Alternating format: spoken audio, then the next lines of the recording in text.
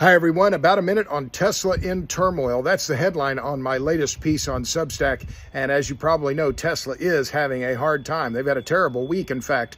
Last week, the company announced they're laying off 10% of their workforce. And then last Friday, they announced that the Cybertruck, which I've seen here on the road in Austin, is one of the ugliest vehicles I've ever seen. They had to recall effectively all of the Cybertrucks that they've made.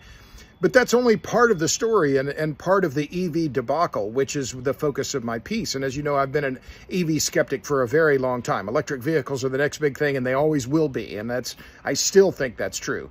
But in the article that I wrote, I cited a piece by Brad Munchin, who also writes on Substack. He writes the Motorhead column, and he's predicting, or at least speculating, that Tesla could go bankrupt. Now, this is incredible.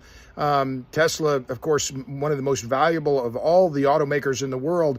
And here's what Munchin wrote. He said, "Things crash hard and loud in the auto industry, and I've never seen a car maker in as dangerous of a position as Tesla currently is in." Tesla going bankrupt? I mean, it sounds just insane, but my first book was on Enron now 22 years ago. And remember, for many years in a row before Enron went bankrupt, it was the most admired company in America. Everyone was looking at Enron. Oh, we're going to do it the Enron way. Well, Enron went bankrupt. There is a possibility, in fact, that Tesla could go bankrupt.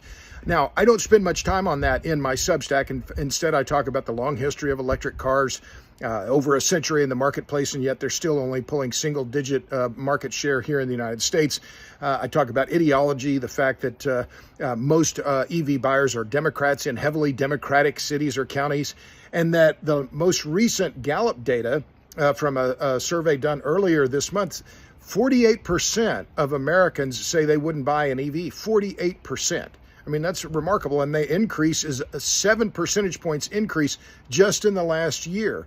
So why are these EV makers having so much trouble? Well, the market for them is very small. I also talk about Chinese supply chains, talk about the fact that metals, minerals, and magnets all require more mining, and that these supply chains are all controlled by China, which is one of the things I really don't understand. Why the Biden crowd is so eager to make our auto sector dependent on China. That it just makes no sense.